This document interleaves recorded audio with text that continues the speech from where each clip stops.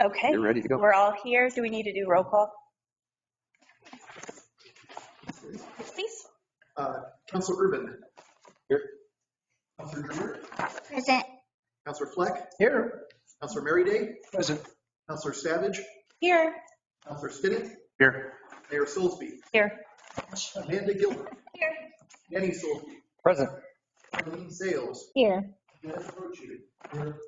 Jerry Hanley. Here. Charles McLean. Here. Linda Yellen. Here. All right. So we are turning this back over to Richard, starting on the special revenue fund.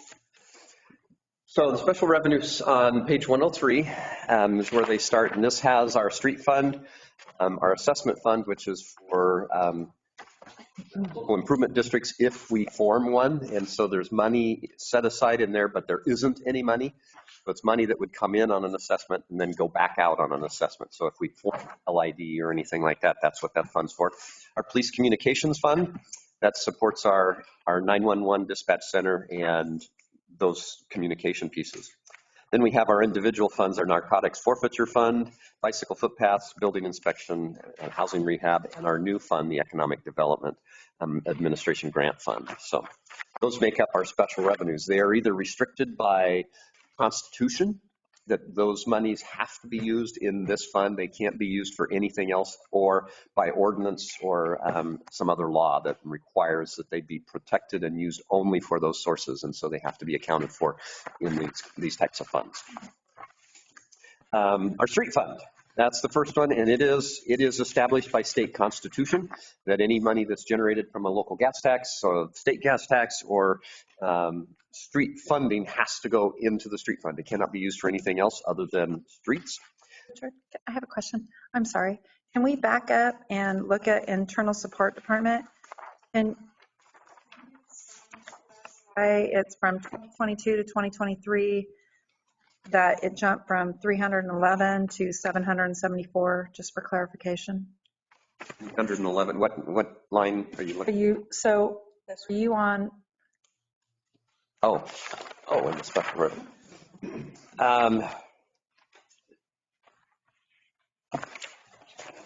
For the streets? Oh, that's your. Oh, is that because of the grant with our matching grant? Is that why? Oh, yes. So you're looking at our internal support there with the, so if you go into the street fund, you have, go back to the internal support, they're back in the street fund on page 122. You've got a transfer into the EDA from Main Street. That's 100,000 right there. Okay, that explains. All right, thanks. Main Street project. Yeah, it's for the EDA grant, so it goes into the EDA fund. So we're pulling all that money and putting it into that EDA fund. Thank you. So in streets, we have our revenues on page 105, and our local gas tax. We're budgeting 350,000. We're not going to hit the 375 this year. We'll maybe be lucky if we hit the 350. So it's just having its challenges as a result of higher fuel prices, better efficiency cars, and electric vehicles that are taking a toll on the street fund and the gas tax revenues. State is seeing the same thing happen to the state gas tax that we receive as well. One of the challenges is we've got to figure out a way to deal with electric vehicles. They're heavier than internal combustion cars, and so they're wearing the roads out faster, but we're not getting any revenue from them to go into the street fund. Do they pay any tax when they plug in?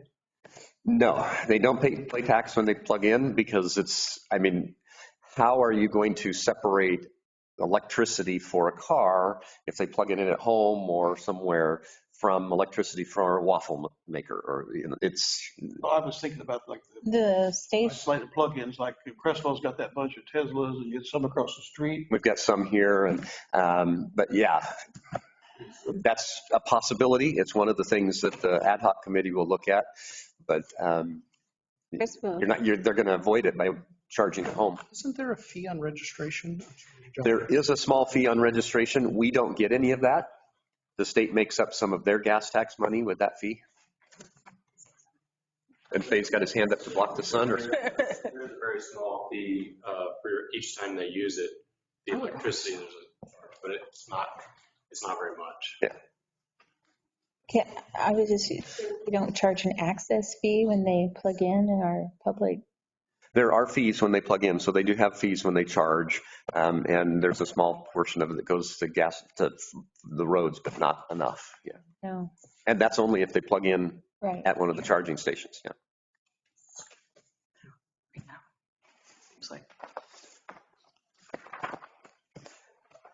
We have our other revenues coming in here. We have our state and local grants, state highway apportionment. That is, and our federal urban aid. The federal urban aid is changing this year, so we'll get that every year. I'm going to explain that, Faye. So we receive, the state receives a lot of money from the federal government. And what happens with it is dedicated for street projects or street funding for communities. Then it's appropriated out to each community. So it used to be cities could just let that money ride and build. So cities would let it build up to where they could do a project and then they would take it out. But the state changed the way that operates, and they want you to take the money each year. If you don't take the money at least every 2 years, you lose it. So they're encouraging you to take it. This money, it has to be used on federally recognized roads within the city. So like River Road, Main Street. It can be used on some of this, like Bryant or some of the residential streets. It has to be on a list of federally recognized streets for this money to be used on. So like our chip seal projects on Main Street, River Road, this money can be used to do those projects. And how much money is that, Faye?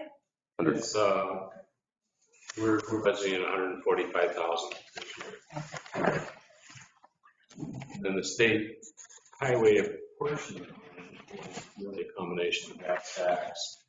It's the registration fees, there's the fees that the state collects for transportation, and then they do the same thing. They allocate it out to cities based on the number of residents in your community, so by per diem. Well, that's our revenue. I did related to the federal government about safe streets, and I wondered why we wouldn't apply for that. Because we have the matching funds, we have this corridor here that has been designated as a dangerous corridor that we could work on. That's part of Cottage Grove, and even the street down here between Woodson and the Cracker, to me is a prime candidate, and you're kind of got the money already happening because it's matching funds. But anyway, I know Faye has looked at it. So I really appreciate Linda pointing this out. I took some time today to review it, and it requires, I'll just read a couple highlights, is projects that help reduce the number of deaths and serious injuries on our highways, streets, and roads. They apply to known high crash areas. They are for improving sidewalks, high visibility to increase crosswalks, and configuring intersections. It's pretty specific for safety improvements, and you have to have documented information to be able to apply. The Highway 99 through town, which has had a couple fatalities, they're actually addressing it right now with the urban upgrade project, is owned by ODOT. So ODOT might be able to utilize this money for fixing up 99 of those areas that were suffered some serious injuries or deaths. But the rest of our streets in our city, we had an accident over on 4th Street. That's one of the reasons why we had the Safe Routes to Schools. And we received grant funding for that to help do that project. But I could not find any other streets in that are city owned that would qualify for us to even apply for this funding. Okay, thanks. And if I can just add to that, Linda, I know the county is applying for those funds for county roads. Good, good, good. So the first department in our street is the street maintenance department. This is the group that maintains the streets. They take care of the potholes, the signs are up, they do those functions and operations, doing some grading of gravel streets and maintaining those. I think our street striping is even out of this, right, Faye? That's correct. Yeah. And our street lights, paying for the street lights on the streets, not the traffic signals, but they also pay for the traffic signals. But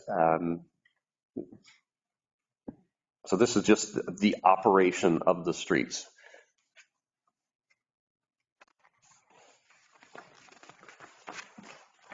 And pretty much it's staying.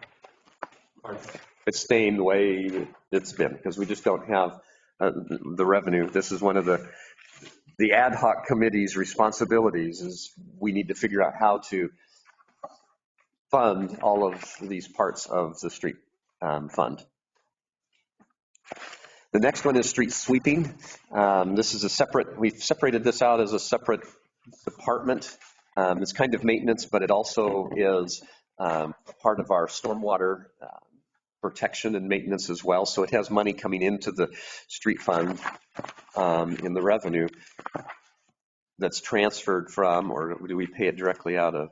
We pay some of the costs. Yes, we don't have a transfer from the storm drain this year. No.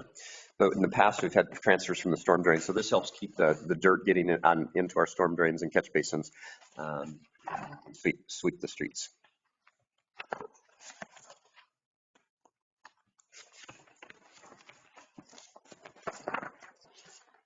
We have reduced our cost of disposal of street sweepings. We had it tested, and it didn't contain the heavy metals or other things that would be typically found on the street. It's relatively clean. So we're able to use it for other projects. When we do pipes or something, we can take it because it's a sandy loam, and so we'll screen it, get the paper cups and garbage and everything out of it, and we'll use the sand stuff to go in the pipe beds. When we put new pipes in the ground, we'll use it buying sand, so we can dispose of it that way rather than taking it to the landfill.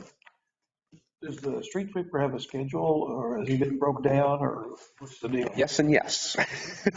It has a schedule, but it's been broke down and it's back on. It does Main Street and the major collectors twice a month or every. No, we'll do Main Street once a week. We try to do it on a Thursday ahead of the weekends for farmers market and various different activities downtown. And then we try to hit the major collectors, as Richard said, once a month. And then they take the rest of the schedule. It takes about 2 months to go through town to do everything, including the extra service on those other streets. And as shared earlier this evening before the meeting, we were broke down for about 2 months where we had to hire an outside person to come in and do the street sweeping, but we're back going. The other thing that happens is that if we have a major project or an unforeseen water main break or something, and we shut the street sweeper down for the day or 2 days to address that, the schedule gets out of whack. We go through the city the same way every time. Sometimes it might be a week different. So it's not the same regular schedule each month. And the reason it was down recently, Rear-ended. somebody rear-ended it Oh, and wiped out the brush piece and the mechanism back there. So it was a pretty major repair. How long was it down for? It's about 2 Months. Months, and it just now came back online? Oh, we've had it going probably for at least Months. months. Oh, okay, cool. I have a question about, I remember when the lubricant prices went up and the fuel, but I didn't realize it was like like from 2021 to 2022, it was like, that was a huge jump, but now I see it's back. So when we prepared last year's budget, we had for $7 a gallon gas prices, and it never made it that far. Okay. I think we nudged up to 5, and then we fell down to 2.5. So as I drove in today, we're at 3.79. So I did back the prices, the allocated funds down slightly, where there was a real major difference between what we had budgeted and what we actually had spent. But I kept them up high because Yeah. it's an unknown. Prices could still go back up. Thank you.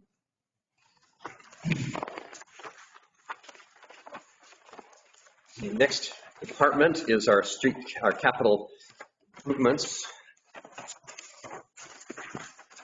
This is where we try to do our projects. You'll notice that it's only a $277,000 budget. That money is all in the EDA project. We moved that $1.25 million in there to match for that grant and do the Main Street project. So this is to do some chip seal or some small projects. Yeah, so just to explain, that's the intent provided this budget is to chip seal West Main Street, essentially our street, that section, and do North River Road from essentially from Main Street to Woodson Bridge. In the budget, it says Gateway because I pivoted. That was the original River Road, but I pivoted in terms of cost of what it's going to take to do some prep work on River Road. Since the budget was printed, we've gotten some numbers back and we'll fit it in and feel that, you know, for us to extend the life of River Road, we need to do something this year if possible. So that's the intent with the resource this year.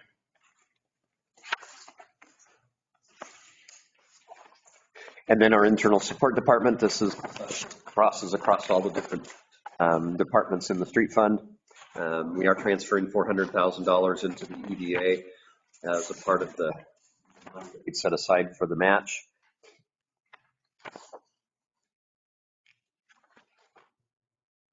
Auditing and insurance and stuff all comes out of there.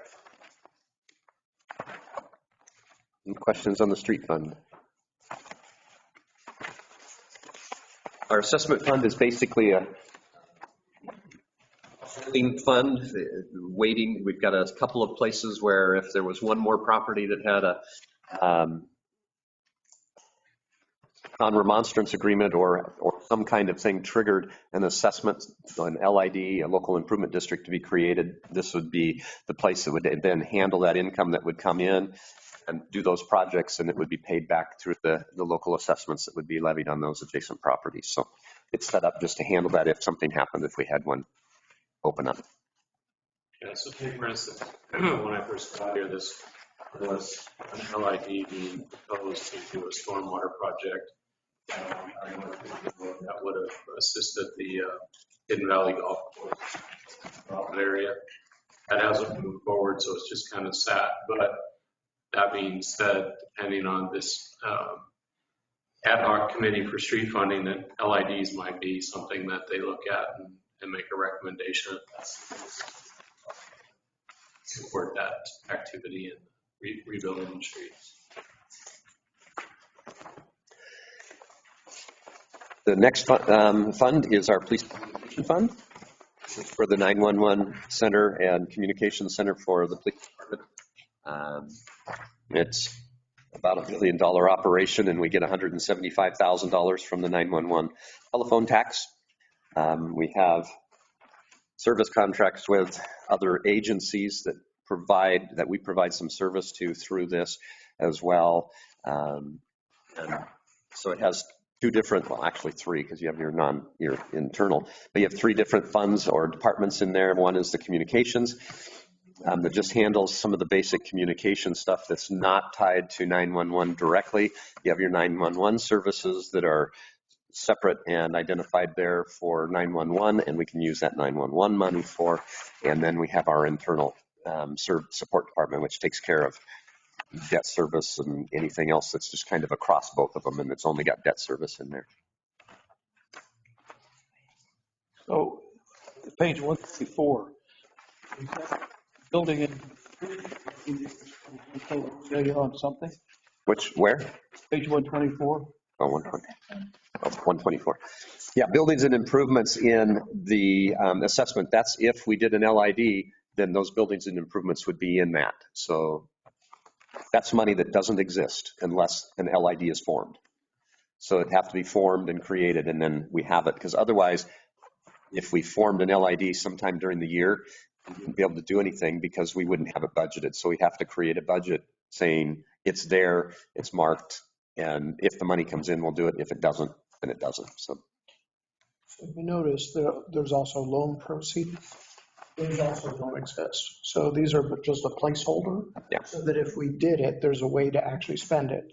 You have to appropriate it before you can.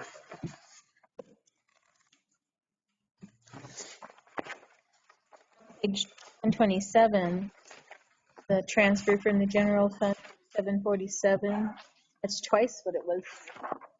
Right. I have an explanation for that. So the year before, we had thought we were going to be contracting with South Plain Fire, and we were adding 3 additional employees. That transfer happened before Nelbert, we're not doing that. So you'll see that we walked in with $350,000, so I didn't transfer as much that year. But now this year, we've caught back up with ourselves, and we need to transfer the money to operate the. I've noticed a lot of the fluctuations come in the COVID years. Yes. Yeah. Yes. The performance measurements, what happened there, and has it been resolved so we can get that caught back up? Call volume are on those, the police department calls, ambulance calls, and 911 calls? right. Yeah, we are working on getting that squared back up. And some of the data they just can't find. And we don't know where some of the data from previous years came from. Oh, because I would think it's not in your, you don't have any way to track that in your software where you, That's what we thought. okay. Well, we might be able to help you with that. So they're working on trying to get that squared away. So yeah, the chief and the captain will be doing that probably. He doesn't have anything Sure. else to do. Yeah. So you'll notice in those 2 departments, you have the remaining share of the chief and the captain and some of those that were in the operations of the police and the general fund.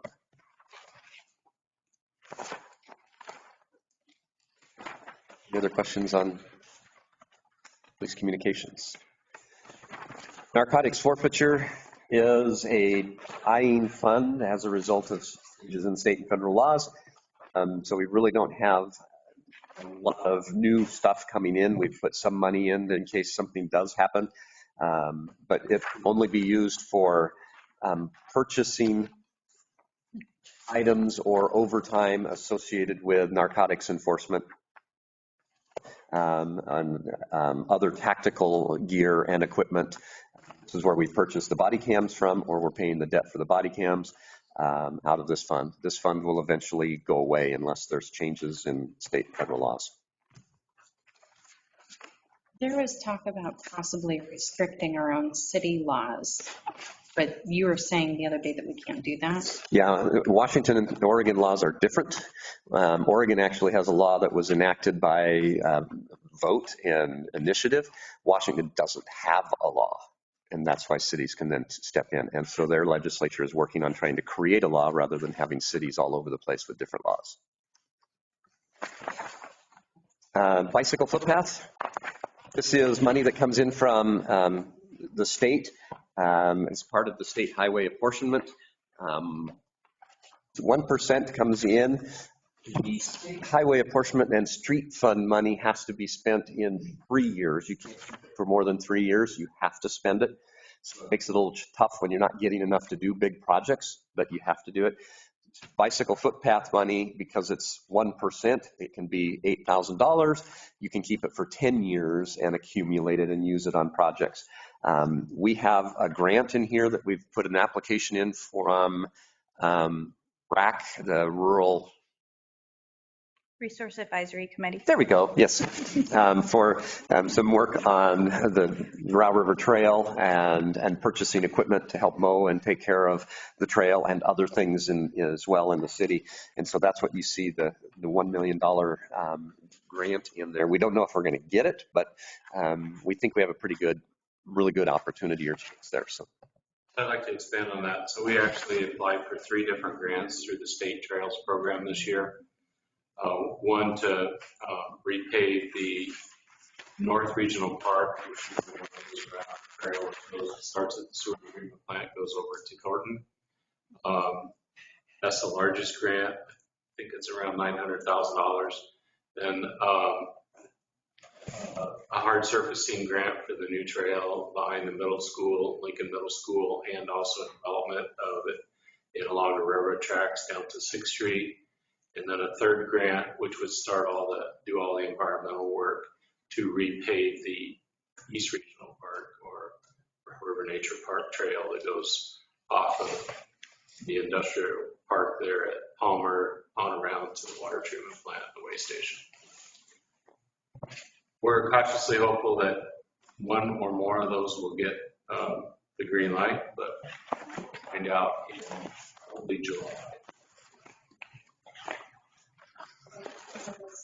Matching, is there anything? We have a 10% portion that can be cash and labor, so we're tending using city utility force to help do prep work for that.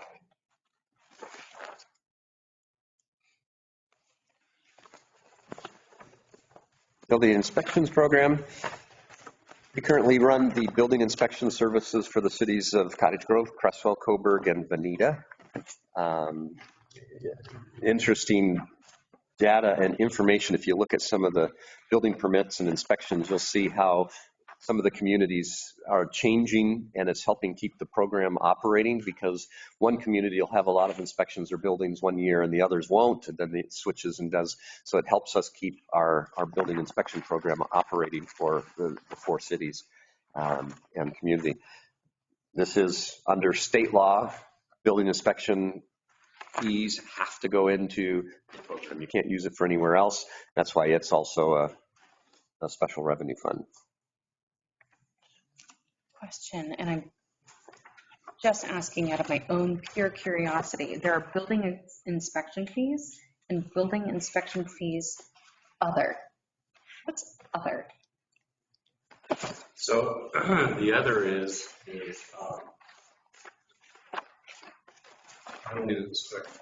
it's in the revenue side, right? Yeah. Yeah.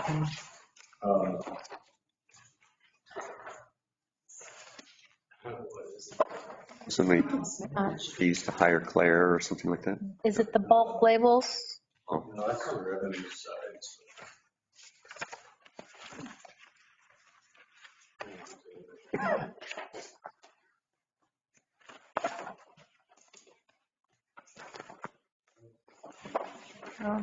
Oh, it's interesting. That's where our partners pay into the program. So they pay 50% Different cities. of the cost of the program. I go through each year and prepare a proposal of what the cost of the program operation is going to be, and then divide 50% amongst Veneta, Crestwell, and Coburg. And that's where their money comes out. I'm sorry, it took me a second. That's okay. I was just curious. Thank you. So they're almost, I mean, they're getting close to being matched with us in fees. Yeah, as Richard said, this really is a great partnership, because as we track this year's building program, we're about $100,000 short of what I projected for revenue. Cities are that being said, this month we have had 5 commercial projects submitted. We hope to have those out by June 30th and in the works for construction. So that's going to really boost us up really pretty quickly.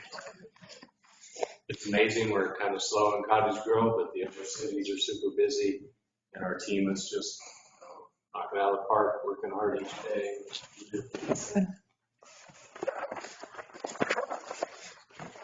I'll interject that having worked with the preceding agencies, Faye and the city here, Richard doing a great job because it's night and day difference with getting things done accurately, efficiently, on time and everything. So it's really been good, I think, for all the cities, Crestwell and Cottage.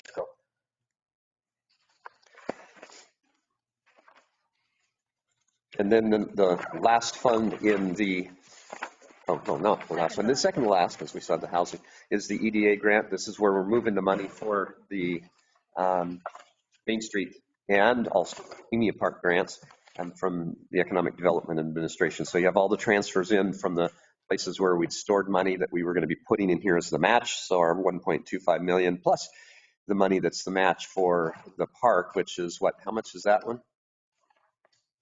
The match for the park was $346,500. Oh, there it is. And then there's an additional approximately $270,000 to the foundation and the city resources that we're going to provide. So that brings it. The really nice thing about establishing this fund is in this message was that we had some really strict reporting requirements to the federal government. And this is just going to isolate it. We'll be able to pinpoint what our reports need to be showing. It also, we have to pay for the expenses and get reimbursed. So by transferring this fund, we're able to do these projects without a line of credit or operating fund from something else. We have the resources to pay for the work and then turn around and get reimbursed for it. So cautiously optimistic it's going to be fairly well.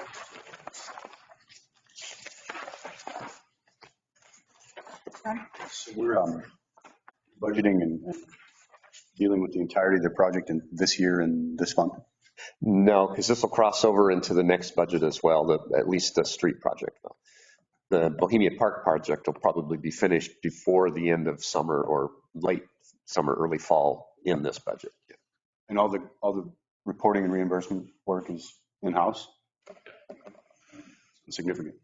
Yeah, we're between Shauna and Bert and myself for the ones that taking on that task. This will keep track of it too over the fiscal years. So you're not losing information and where did we put that in the budget last year? It'll all be within the fund and it'll stay there and we'll have your history as you go forward.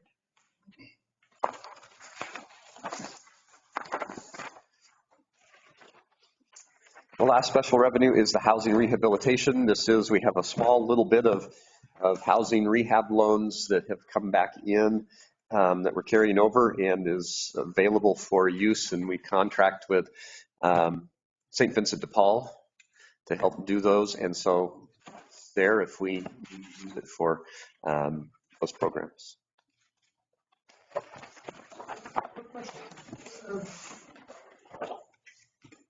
This is different money than the CDBG dollars that. No, it's the same. It's just we haven't turned it over into the pool with the, we've kept this small amount our own. Yeah. Talking about the 10,000. Right.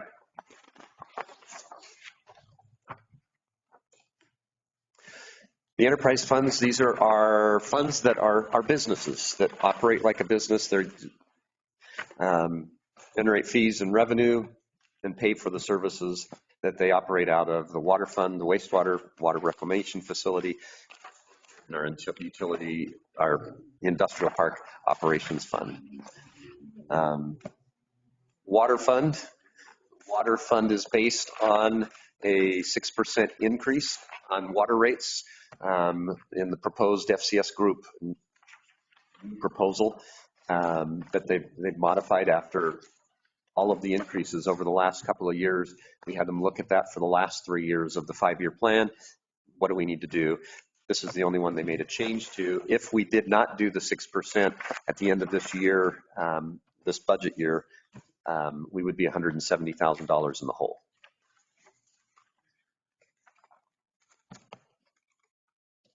Installation fees didn't go up, is that just because we don't have a lot of projects? Yeah, yeah.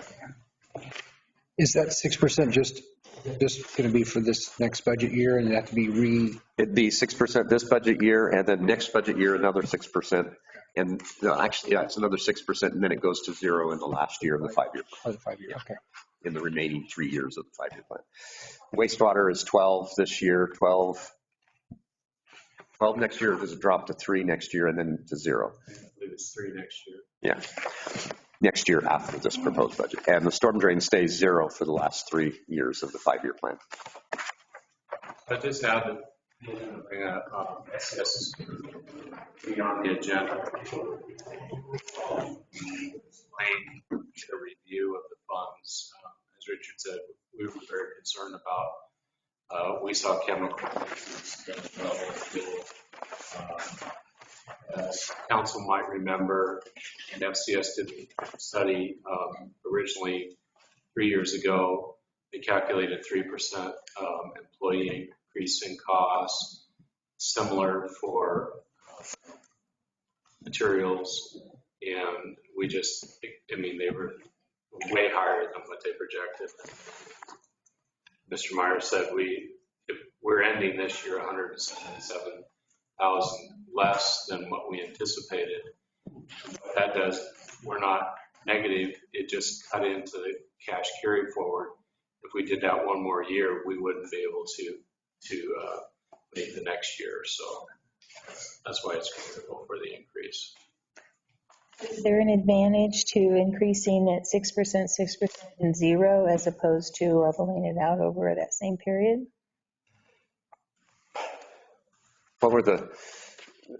Isn't there some debt financing that they're trying to plan for and take care of as a result of why the 6, 6 and 0? Yeah, so they not only look at the operating costs for it, but then they also look at the programmed or planned capital improvements. So they're trying to balance the two so that we can not only hit the revenue necessary for the day-to-day operation, but also to continue our capital improvements. That doesn't put us behind when we go to 0? Right. Okay. I assume that if we're borrowing money, that interest rates are probably going up as well. Right. I haven't found anything that's not going up.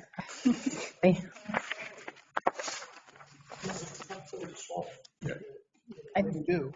Every level, I mean, personal, financial, municipal. Yeah. So the first part is the distribution. This is the part that gets the water through all the pipes, the 42 plus miles of pipes in the ground. So our regular maintenance take care of those, servicing those, flushing the hydrants, repairing the breaks, those kind of things are out of this department. Our water production is our crew that runs the plant that treats the water so we can not get sick. You'll notice the treatment chemicals there on page 165 went from a budgeted 60,000 in the current year, which we are over, to 95,000 next year. That's even with the plant operators moving away from the barrels of chemicals and going to a bulk system where they'd cut their transportation or their shipping costs or times that it's being shipped in half, but it didn't cut the shipping costs that went up tremendously in half. Back on page 162, I believe. I just wish you could clarify about improving the water rights in the upper levels. Go ahead, Faye. What was that? The completing of the water rights. So we are working to perfect 6 million gallons of water right for the water treatment plant. We have one step left to do to make that perfection complete.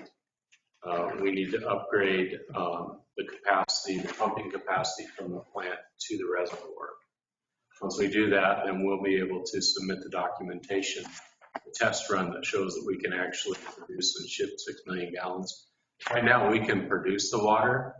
the 6 million gallons, we just can't get 6 million gallons to the tank in a day's time. Once we do that, then we can take the last 2 million gallons, which we've been granted extension to 2041, I believe is the date. We can go ahead and modify our request and ask for the perfection. Once the water rights are perfected, they are ironclad to that facility. We're not in jeopardy of losing any of our water rights. I don't want to give that impression, because the city also has a considerable amount of water rights at the headwaters of Bryce, Dinner, Creek. But The ones that I was questioning, those are the ones that were enumerated here. So. Yeah, so what we did is we leased those we did an in-water lease to the state, so that they couldn't be taken by somebody else. Or really, our GSI, our water right expert, recommended this for protection of the water rights. So, And is there, can I answer your question? yes, and I was just also wondering, is there any, to protect the watershed, the forest area, so it wouldn't be logged off in those water producing areas? Or is there any of that type protection? There's still a special overlay in that area in the Forest Service. It's not necessarily for the city of Cottage Grove, but it originally was. But because the Row River Water District water rights are up at the headwaters still, it's a minute portion. The Forest Service is still managing that drainage for added water protection for the domestic use between the water district and the city. Great, thank you. Sorry, Councilor Fleck. Can I back up just to raising the water rates? I know this is a really difficult thing with the public, and I wanted to know if we did any kind of calculation on how much the average household, so I have a little perspective, how much we'd be raising per household. It's in the message, it's $13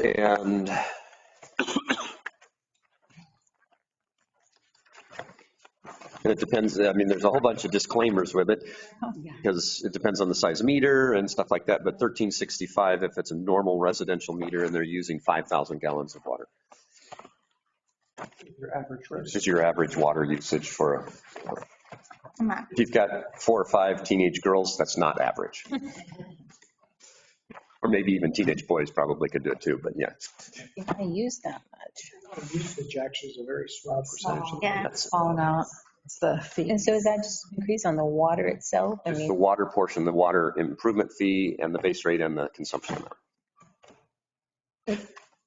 I'd be happy to provide to you a breakdown of those fees and what they look like to a bill, so that you'd have it with you when you have your constituents. So I'll get that prepared for you once we have it in place. And I was just going to add a little bit more on that. Rights. Most of ours were from the 20s, weren't they, Frank? We had a bunch of certified, so you have, permitted and certified rights. But we had more certified rights than there was actually water in the streams, so we would not be able to actually utilize all those. But yeah, we're the oldest, certified rights in the watershed. So we're going to be the first at the table, but we won't be able to necessarily get all of those rights down here. That's correct. Through the volume on the water rights done in the middle of the winter, but the water rights really, for speaking terms, don't go almost 15 million gallons. Well, that watershed during the summer months produces maybe 7 million gallons. And so what's been really critical for the city is that they had original water rights at the treatment plant that they have. And then when the golf course was purchased, additional water rights came. So between the water rights that existed here in the Cottage Grove area proper and what is available up at the headwaters, it would allow for the city, we believe, to get approximately 8.5 million gallons a day. You will realistically be able to get water. So if the plant does get expanded to the 8 million gallons, which is designed to potentially in 2050, 55, maybe 60, it may need that expansion. But for now, we believe 6 million gallons will carry this community well into 2050 or beyond. And then if we're able to start using reuse water and replacing that in our system, that'll even extend the use even further. Great. Is there a calculation for maximum population size supported by our existing water rates? Is it at 6 million? Yeah, so you may not remember, but we had a master water conservation plan that was created. In that plan shows the various different projected population levels and the amount of water located. So it will show you population versus how much water is projected. Clear out through all those various different years. Those were without reclamation efforts. That was before we started our water reclamation effort. Hey, aren't the reservoirs also, we're proposing with 3 more reservoirs or 4 more reservoirs, aren't those also going to help push out, that demand? Because we're taking care of the demand, like in the summer when people are heavily watering, and with those reservoirs also mitigate some of that impact. Yeah, the water reservoirs are really going to help diversify our system. We're able to have water in 3 different coordinates of the city. We won't be able to store a ton of water in each of them. It's not like you just fill them up clear to the rim and you got the water in there and you use it, because the problem is water goes stale. The chlorination level that's required to have in the water, if it sits very long, goes out. So in the summer months, we keep a little bit of extra water in there based on our day-to-day usage, because we know that we'll be able to cycle that water at a better rate. But in the winter months, we're even carrying lower volumes because people just aren't using what they use, a third of the water in the winter months that they do in the summer months. It's going to help us, Councilor Fleck, is as we're putting in the effluent line down to Main Street, putting in fire hydrants that the fire department can tap into when they have to get water for areas in the community or surrounding area that doesn't have fire hydrants close. They'll be able to use that water, which will help us meet the demand if that's the future. Danny has shared that they could dip water out of our reservoir in the summer months if we had a wildfire take place. So we're building options to be able to meet the water demands and not just tax it all on the drinking water system. If they ever get their new tender, right? Pretty good right now with tenders. So then we have our internal service support department water.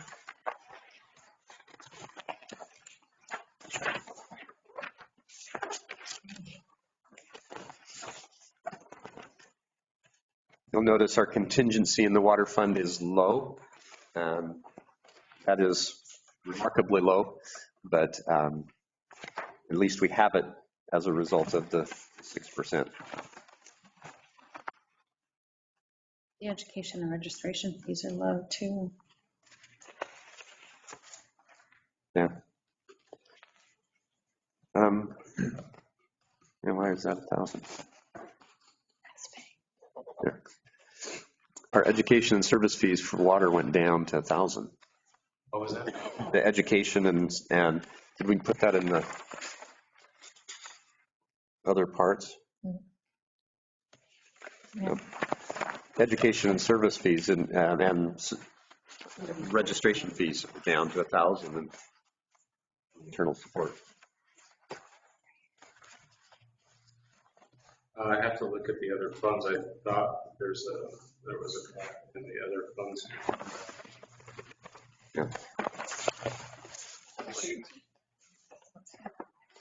if we can do- Move internal service so that we're splitting out education among the two three others. different ways Yeah. because. We'll look at that one.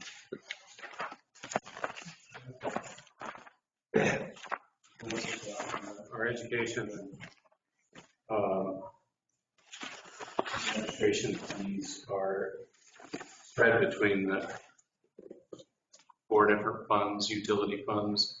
So in the message, now we have to pay $7,500 for training. So I'll look at that again and make sure that should be carrying enough. It should be. I'll work with Bert and just double check that. Thanks for pointing that out.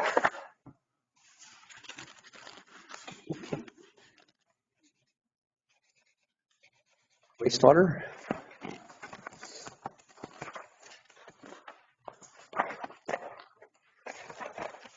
Wastewater has different departments in it. We have our wastewater collection. This is where they take care of all the pipes and stuff that collects the water after we let people use it and get it. And we take it back. And then we run it to the water reclamation facility or wastewater treatment plant.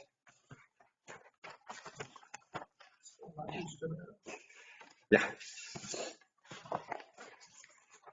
I'd be changing the name of the. One of these days. And if you have any youth that are interested in chemistry and are interested in a career that will always be there, working at a water reclamation facility and the wastewater treatment plant is definitely an option that is much better than they think it is. Or astronaut. Yeah, or astronaut, but there's only a select few astronauts, but we need wastewater plant operators. Don't see many Halloween costumes for wastewater treatment operators, but I don't know.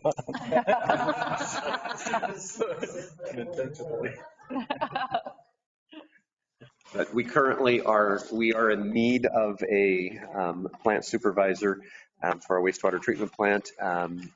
Eric Schroeder had to take a medical leave from us, and we have not been able to find a level 4 plant operator to supervise the plant. So he will be continuing to work on a contract with us and just signing off on stuff that he has to sign off on for DEQ. But there's a shortage of level 4 operators all around the state. And so we will continue to search for that. But it's definitely a career field that, it's a great career. And for those of you who've been to the wastewater treatment plant, it's not a dirty place like you think it is. Recall what was the credentialing institution in Oregon that is it? It's LBCC, isn't it? That was Lincoln Community. But the process to move from a level 1 to 2 to 3 to 4 is a multi-year career path. On the job. Yeah. Yeah. So if you're able to get the education, you can take your level 1 certification with that certificate and not have job training. If we were to hire somebody like in an operator and training position, they'd have to work at the plant a year before they could take their level 1 test. And then it just goes a couple years for level 2. It ends up being, to qualify to take the level 4 certification, 7 years worth of experience in a plant, wastewater treatment plant. Very similar in water. Water is not quite as many years because we only require a level 3 certification in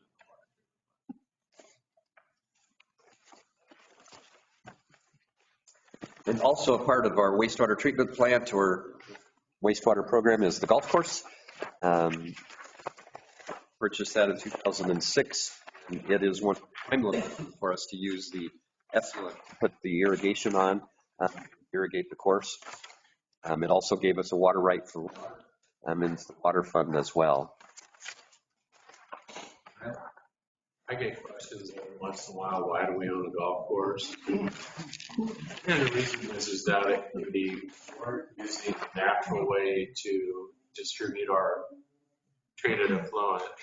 So what happens is we can irrigate like the golf course or the interchange, and eventually taking it trailhead far, and that water works its way through the system and cools itself naturally. If it leaves the sewer treatment plant treated and goes directly into the river, we have temperature and phosphorus limits that we have to stay under. From temperature kicks in May 15th, it goes to mid-October. Phosphorus starts June 15th and goes out. And if we violate those, and the city has in the past, they're healthy fines. And so it's critical. The effluent reservoir has made it to help us be able to manage our water production when we're running a lot of water, but we're in that time frame where we can't release it. I don't know what a cooling tower would have cost to build, but it was 800. It's the same price virtually. Not to mention the daily operation costs of that cooling tower. We're getting to the point, knock on wood, we're getting very close at the golf course. Once the golf course debt is paid for, the operations are almost covered on the fees that we take in from the golf course. So that's where the true savings is, not to mention we have an incredible entrance into our community, getting to see the golf course. It's a wonderful amenity to the citizens, and quite frankly, we're pulling a lot of people from other places to this community to play golf. So a lot of tangible positives. Councilor Drake. Oh, thank you, Chair. When you drive on I-5 between the further exit heading north on I-5, the Middlefield sign on the freeway is very faded and you can almost not read it. Does this budget include replacing that? I just have to, I'd have to check with ODOT. Are you talking about the little sign? On Yeah, on the ODOT sign. Yeah, I just have to inquire with ODOT as to what it would take to get that fresh. Yeah, they're supposed to replace those. They're also supposed to do our populations. Yeah, but they don't do that anymore. I'd like to say that the course is in such good shape. We do get people from all over. When my wife and I go out there several times a week, we're always meeting somebody. In fact, the other day we just met somebody from Medford who was passing through, visiting family in Washington, and they said, man, it looks so good when we went up there. We wanted to stop and play. So just the fact they get to see the course as they drive through, and it's in such great shape, is really a draw. I do want to jump back a little bit to page 182 and point out our biosolids disposal. We've got it geared, it's budgeted for 80,000 current year. We're proposing 100. Our transportation costs and charges we're getting from the company or the provider that's taking our biosolids from the wastewater treatment plant is continuing to increase the cost for that.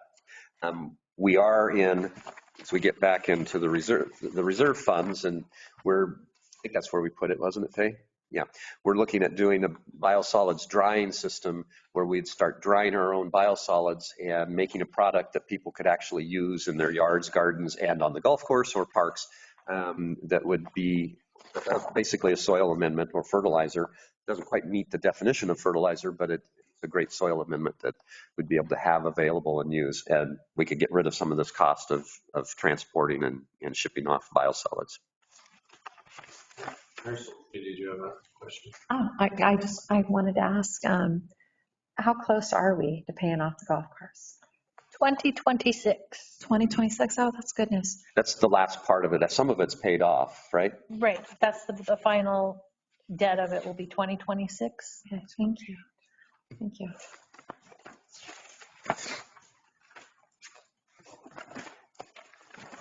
Any other questions on the golf course or the wastewater internal support department? The golf course looks like a top couple kind of situation. Probably not, but one of the things, part of the driving range, or most of the driving range that's there, the practice driving range, is actually owned by the hospital.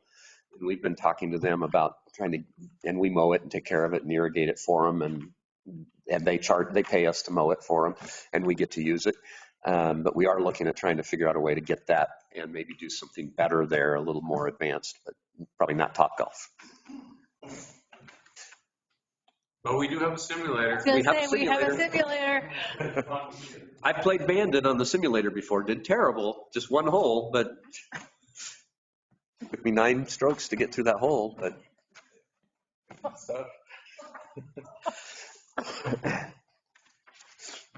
Storm drain utility, this takes care of our storm drain system, our catch basins, and the maintenance of that system so that when we have rain, neighborhoods aren't flooding. We've done some big projects over the last couple of years in improving some of those basins in the community. We actually have a nice,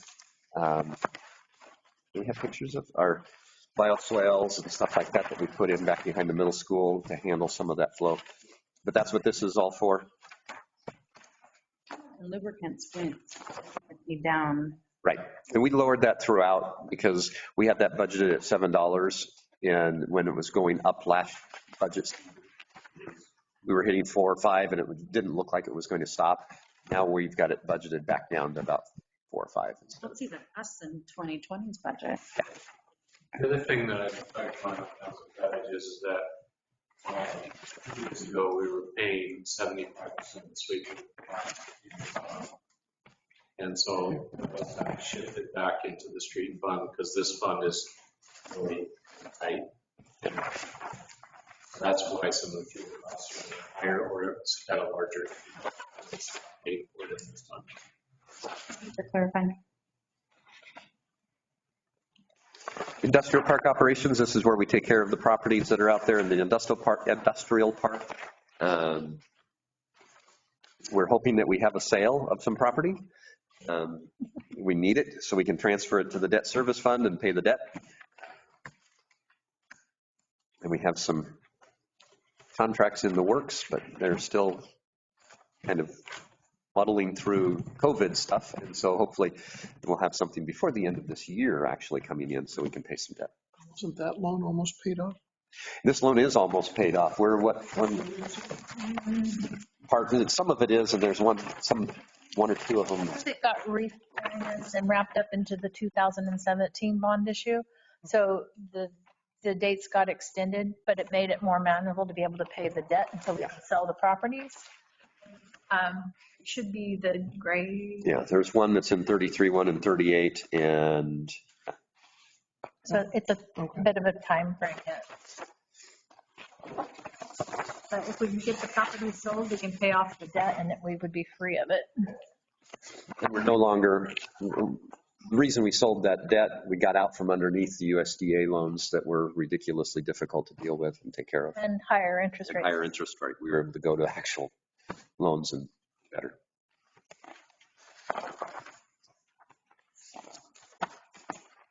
Next group is our capital projects funds. These are specifically our system development fees. That when developers build a new house, commercial place, whatever, they'll pay those system development fees, the SDCs, based on that construction and the fixture counts or whatever is being used for the different fees. Those go into these funds. These can only be used for specific things. For example, the street one has to go in for a street that's wider than 32 feet, 36 feet. Okay, which one? It's 32. Okay, and the same with water. The pipes have to be a certain size. So these are for things that improve for future development, not necessarily fixing things that are routine maintenance. We budgeted every penny in each one of these funds to be used. We do that every year so that if a developer comes in and wants to build a subdivision and we need to put in the corners, the intersections, because developers do the main streets, we do the intersections because that's kind of not tied to a specific property.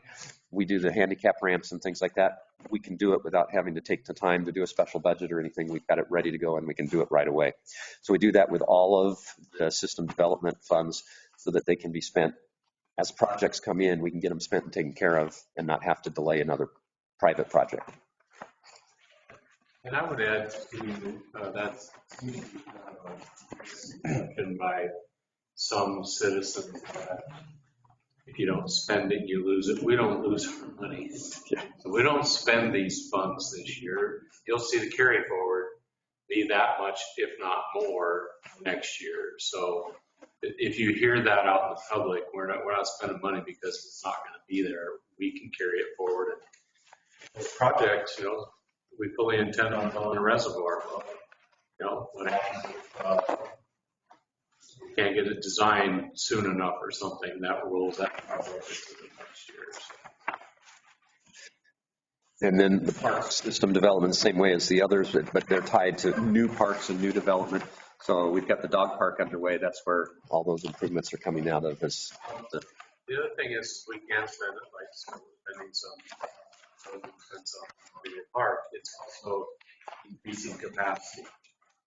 You can't go in and replace the playground equipment with SDC funds because the capacity is the same.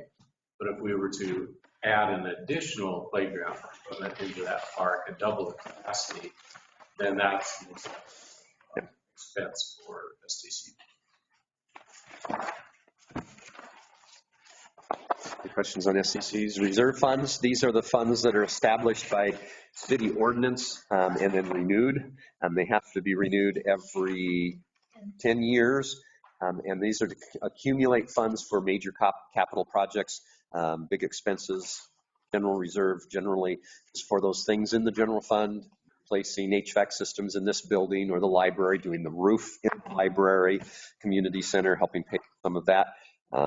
Those kind of projects are in the reserve funds. We have the general reserve to do those improvements to buildings. Coming up in the next year, we're doing some HVAC. The second phase of the system in here. Some of the HVAC systems in this building are original 1976 stuff. So they are reaching the end of life and or the end of parts. So we're phasing those in, not doing all of them at once. I think there's, 5 units? We have 4. Originally, there was 4 systems in this building. 3 years ago, we replaced the one system that did half the jail. So this year we're proposing to the opposite side of the building, which would be engineering downstairs, the west wall, and so we still have 3 original systems plugging away. And then in areas that have been difficult for climate control, we've added mini splits.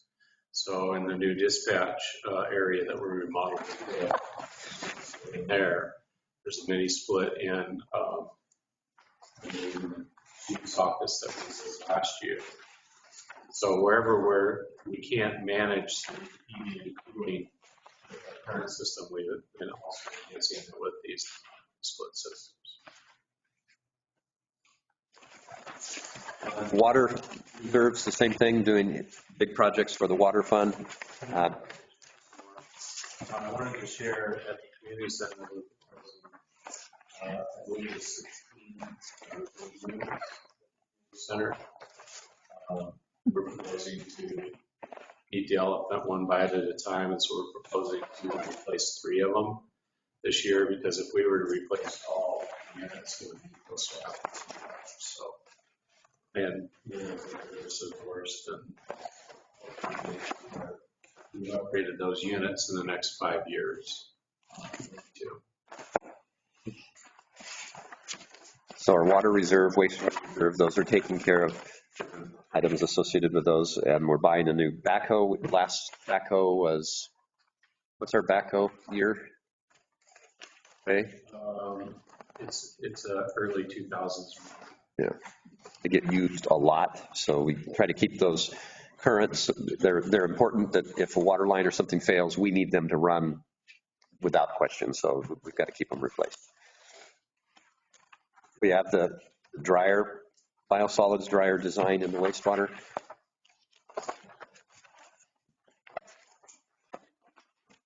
The generator came out of the wastewater. Right. That's great. Thank you for bringing that up, Counselor, because that was an unanticipated deep flow to our reserve fund. When to replace that generator with the used one, to get it installed and everything, it was a little over, it was close to 220,000. What really hurt was we were paying $18,000 for the backup generator, and we were probably close to 400,000 out of reserves that we didn't anticipate for that loss. But that was big deal. I'm waiting for price to rebuild the existing old generator. And if we can afford to do it, I'd like to get it rebuilt and have it for a backup. And within a month, we used the generator for 12 hours at the wastewater plant. Yeah, I was really needed. We really needed it. And it made me feel better. It did come on 3 times while it was in our possession. You just never know. Yeah. The brand new one, well, the new one we got, yeah, it came on for 12 hours when sound was out that evening. And wastewater continued to flow even if everybody was without electricity. So We're not worried. yeah, It's a good thing. we got fresh stuff even though power was out. And then building inspection as a reserve fund as well, so that if we run into those lean years, what's really nice is the 4 agencies now, it's kind of, we're seeing some of that busy ones, not in fluctuation going on, but the reserve fund is there to help us carrying that through some of the lean years, as well as replacing equipment that we might need, vehicles and stuff like that that are used for inspections. So it does look though that we were carrying, about 100K over a year. We didn't budget any last year, and we're looking at a total ending balance of 0. Is that, so are those expenses planned, or are those expenses in case? Are we actually carrying 105 potentially over? That's the budgeted numbers from the current year. So looking at the proposed. And we're saying that, hey, if we need to, we're going to have to, we budget all of this in case we need it. Mm-hmm. So, and then it could be 0, but we would. If we have no expenses, we're going to have 105. Yeah, it'll carry over. Yeah. 106.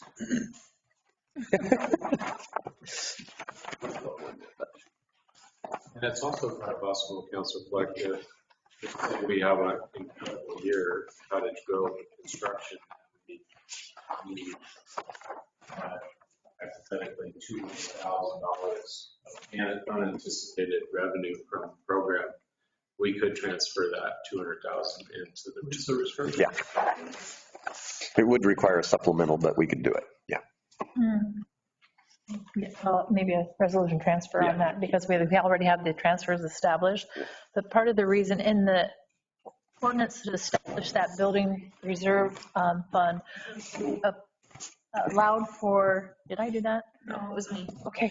We allowed for the money to be transferred back into the building inspection, these personnel requirements in a lean year. If we have experienced a bad building trend and we still need our inspectors, but we aren't having the revenue come in to pay them, we have the ability to transfer back from that reserve fund to cover our costs.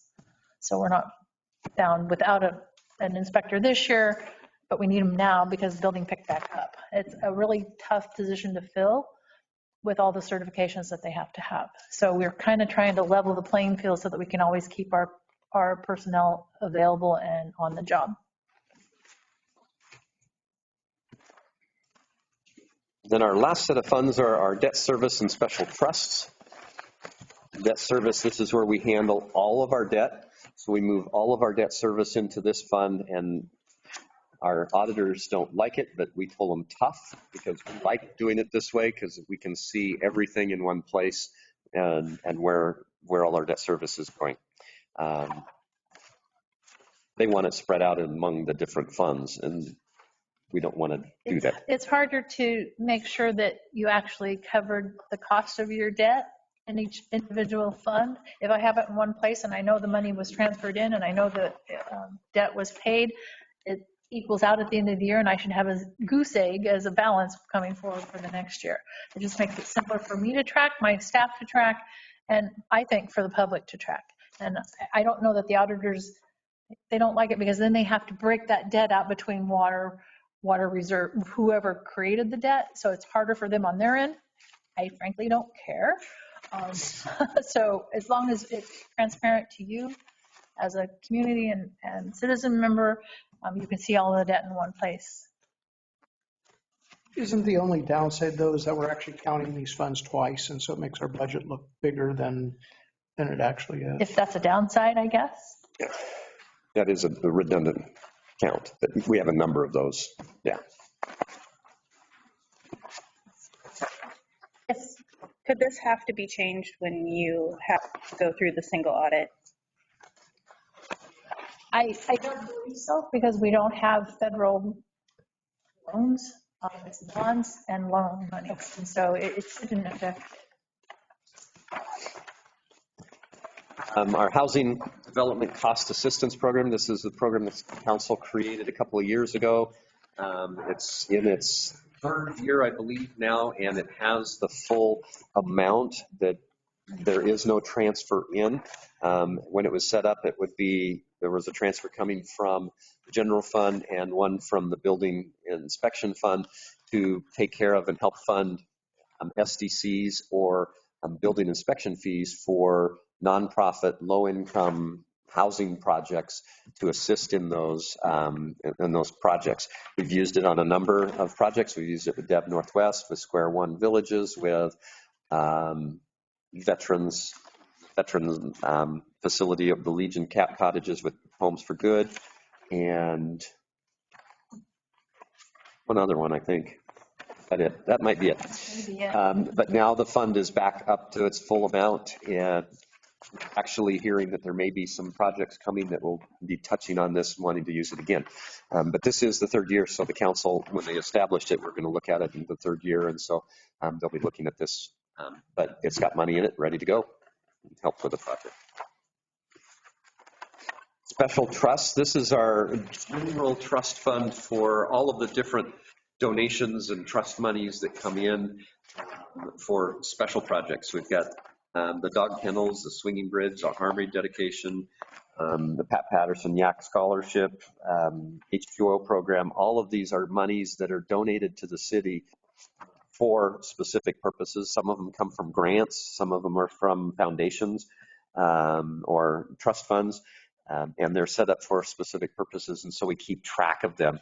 We've separated out the Armory Trust Fund, so it has its own trust fund, which is the next one, just because we had a number of big projects, and we actually borrowed some money to fund some of the construction and remodeling, and so we put it in there as well. Amanda. I would also note that Councilor Meriday pointed out that the Swinging Bridge project is done. The description is still in the front and tells you what it was for, but we have some history, so we've left that description, but that is closed. Has to stay in there 3 years. It stays in there 3 years. You'll notice on page 338 that Swinging Bridge is there, and we've got 2 zeros on the history side, but we have 160 still on 2020-21, and so when those are all 3 zeros, it goes away. I can say that the last of the money, the donated money, went to the history kiosk. Yeah. Ended up in my pocket. No. And we keep track of that. I know, I had to produce receipts. So that pulls us to the appendix, the budget. Any questions? Additional questions? Not so much a question, but comment on all the holdouts for water improvement, water, stormwater, and roads. They're very valuable for me. I've talked to constituents. Everybody wants to know, why are our roads not fixed? Why is this? Why is that? why is the utility bill, i.e. the water bill, so high? And then if you note at the bottom, there's amount of estimated costs not funded, and I added all those up, and including the roads, I think I came up with 84,391,000 of kind of unfunded problems waiting to happen. So why can't you just do some clever budgeting? You know, we pay so much in taxes. Why can't you just, well, we got a big shopping list, I guess. But I found these very revealing, particularly the one on the roads. Shows all the different PCI levels for different streets. And that's between page 116 and 119, so it's counted as 2 pages. 17, 18. 17, 18. Counselor Fleck. So I see that we have a resolution, but or listed, but I have not actually seen the resolution. Annette, did you have a question? I was just going to ask about, it's a pretty good jump in armory rental. Is that, I mean, we're hitting pretty well along. I mean, just about every weekend stuff's going on, and we are planning to raise the rates because we haven't changed the rates since it was basically an unimproved barn. But now that it's got some major improvements on it, we're looking at raising the rates a little bit. I move that the budget committee adopt resolution C9, approving the budget for the fiscal year 23-24, authorizing the city's tax rate and recommending adoption to the city council. All right, I have a first. Is there a second? Second. In favor? Aye. Opposed? Sure. Except 2,000. Okay. Yeah. They have to be written. Oh, okay. So we'll get last time. Oh, that has to be signed. Yes. Yeah. Dennis, isn't it? Was it Dennis? You delete it? Yes. Dennis. Here's one of his jobs Dennis gets to do.